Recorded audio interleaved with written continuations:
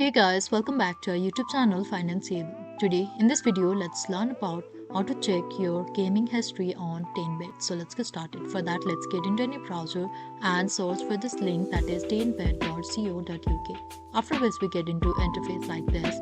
After that, make sure you are logged into it.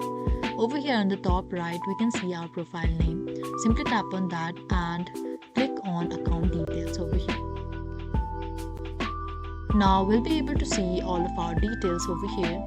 Now under that we can see gaming history option. Simply tap on that, and here we'll be able to choose the time period as well, and we'll be able to see all of the list of the bets and games we have done yet.